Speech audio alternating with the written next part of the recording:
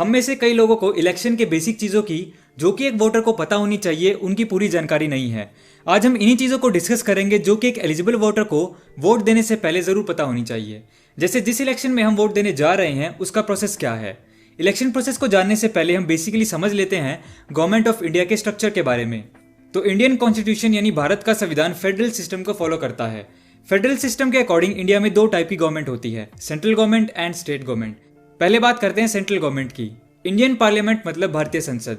Parliament of India is supreme legislative body of republic of India. मतलब parliament of India two houses से मिलकर बनता है, Rajya Sabha upper house and Lok Sabha lower house. Parliament अपने इन दो हाउसेज की मदद से लॉ यानी कानून बनाता है और लॉज पार्लियामेंट से पास होने के बाद प्रेसिडेंट के द्वारा उसको पूरे देश में लागू कर दिया जाता है। According to the constitution of India, Rajya Sabha में मैक्सिमम 250 मेंबर्स हो सकते हैं and current laws and provision के हिसाब से इसमें 245 मेंबर्स हैं।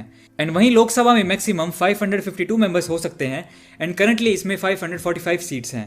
तो ये सारे मेंबर्स संसद भवन यानी द हाउस ऑफ पार्लियामेंट जो कि दिल्ली में है उसमें मीटिंग करते हैं एंड लॉज से रिलेटेड डिस्कशन करते हैं। ये मीटिंग्स प्रेसिडेंट ऑफ इंडिया के अंडर होती है, जिनके पास इस मीटिंग को बुलाने और रद्द करने के राइट्स होते हैं। तो ये हमने समझा कि बेसिकली पार्लियामेंट होती क्या है, बट हमारा मेन फोकस है कि ये जो पार्लियामेंट मेंबर्स है इनका चुनाव कैसे होता है। तो इस टॉपिक से हम आ जाते हैं हमारे मेन टॉपिक पर, types of elections in India. तो बेसिकली 3 टाइप्स के इलेक्शंस होते हैं, जनरल इलेक्शंस यानी Lok Sabha elections, Rajya Sabha elections and state assembly elections. Lok Sabha elections की बात करें तो इसके इलेक्शंस हर 5 साल में होते हैं एंड इसके मेंबर्स को डायरेक्टली वोटिंग करके भारत के लोगों द्वारा चुना जाता है। इस पर्पज के लिए जैसा मैंने बताया कि करंटली 545 सीट्स हैं, जिसमें से 2 सीट्स एंग्लो इंडियन कम्युनिटी को प्रेसिडेंट ऑफ इंडिया नॉमिनेट करते हैं। तो बची सिर्फ 543 सीट्स जिनके लिए वोटिंग होती है। तो इन सीट्स को हर एक स्टेट को अलग अलग एरिया में डिवाइड करके नंबर ऑफ सीट्स एलोकेट कर दी जाती हैं एंड हर एक स्टेट की लोकसभा सीट्स फिक्स्ड होती हैं जो कि पॉपुलेशन के अकॉर्डिंग डिवाइड की गई हैं। फॉर एग्जाम्पल 2014 जनरल इलेक्शन में दिल्ली में 7 लोकसभा सीट्स थी एंड यूपी में सबसे ज्यादा 80 सीट्स थी, क्योंकि यूपी की पॉपुलेशन सारी स्टेट में सबसे ज्यादा है। अब इन सब सीट्स के अकॉर्डिंग हर एक एरिया से उस सीट के लिए कैंडिडेट्स खड़े होते हैं जो कि अलग अलग पार्टी को रिप्रेजेंट करते हैं। वोटिंग होने के बाद जो भी पार्टी 50% से ज्यादा सीट्स जीत जाती है उस पार्टी की सरकार बन जाती है। मतलब 543 सीट्स में से एक पार्टी को मेजॉरिटी यानी बहुमत से जीतने के लिए 50% से ज्यादा सीट्स चाहिए होती हैं, जो कि होती है 272। फॉर एग्जाम्पल 2014 में बीजेपी ने लोकसभा में 282 सीट्स जीती थी एंड एनडीए से मिलकर टोटल 363 सीट्स, जिससे उनकी पार्टी जीत गई थी। उसके बाद जो विनिंग पार्टी का लीडर होता है वो प्राइम मिनिस्टर अपॉइंट कर दिया जाता है। ये लोकसभा मेंबर्स जो मेजॉरिटी में हैं वो वोटिंग करके प्राइम मिनिस्टर सिलेक्ट करते हैं। आने वाले लोकसभा इलेक्शंस अप्रैल एंड मई 2019 में होंगे। अब बात करते हैं अपर हाउस की यानी राज्यसभा की।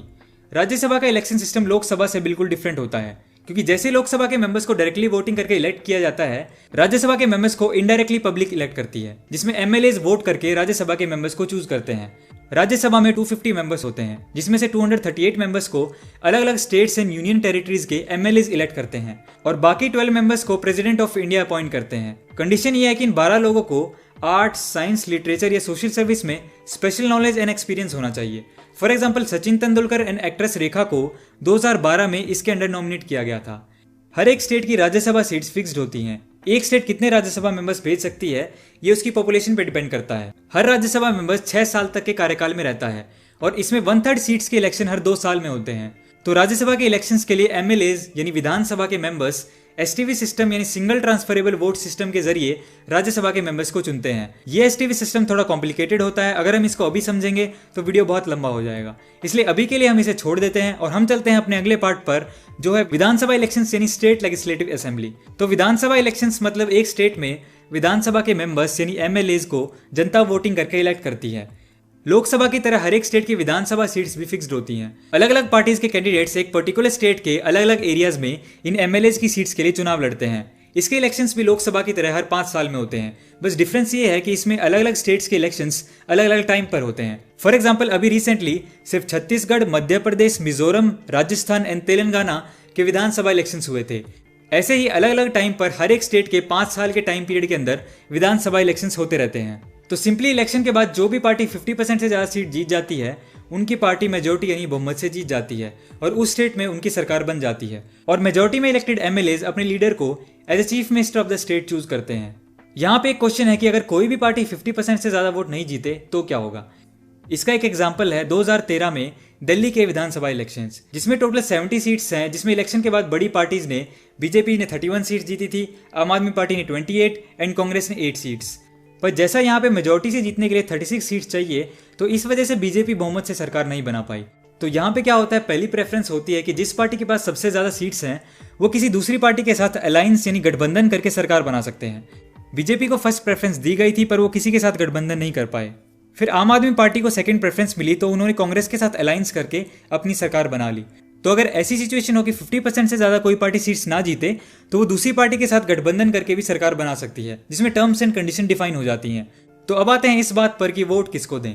2019 में लोकसभा के इलेक्शंस आ रहे हैं और इस इलेक्शन में 13 करोड़ न्यू वोटर्स रजिस्टर हुए हैं। 2014 इलेक्शंस में इवन आफ्टर सबसे ज़्यादा वोट परसेंटेज होने के बावजूद हर 3 में से 2 रजिस्टर वोटर्स ने ही वोट किया था।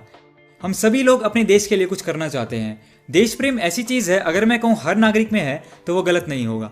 तो एज अ जिम्मेदार नागरिक, it's not only our right, it's our duty to vote. Because हमारे वोट से ही हमारे देश के कोने कोने से अच्छे लोग चुन चुन के आएंगे और अच्छी सरकार बनाएंगे। अब एक बहुत बड़ा क्वेश्चन हमारे माइंड में हमेशा उठता है कि किसे वोट दें, किस बेसिस पे वोट दें। इसका बहुत ही सिंपल सा जवाब है। जैसे हमने अभी समझा कि पार्लियामेंट का स्ट्रक्चर क्या होता है, लोकसभा का इलेक्शन कैसे होता है, इससे हमें यह समझ में आया कि इंडियन कॉन्स्टिट्यूशन में ऑलरेडी इसके बारे में सब कुछ बहुत ही स्ट्रक्चर तरीके से लिखा हुआ है। हमारा काम सिर्फ अपने एरिया से जो कैंडिडेट खड़े हो रहे हैं अलग अलग पार्टीज से, उनके बारे में सोचना है। उनकी education, qualification, career, aspiration, motives, personality, credibility, इन सब चीज़ों को देखना है। बिकॉज अगर हमें अपने एरिया में काम करवाना है तो अल्टीमेटली हमारे एरिया का एमपी ही उस चीज़ को एड्रेस करेगा और इम्प्लीमेंट करेगा। इसी तरीके से हम अपने अपने एरिया से बेस्ट पर्सन को चुनेंगे तो ऑटोमेटिकली लोकसभा में मोस्टली बेटर लोग पहुंचेंगे और बेस्ट पॉसिबल सरकार बनाएंगे। तो आखिर में वीडियो को एंड करते हुए मैं आपसे प्रॉमिस करता हुआ जाऊंगा कि इस बार लोकसभा के चुनाव में मैं अपनी इंडियन सिटीजन होने की ड्यूटी जरूर निभाऊंगा।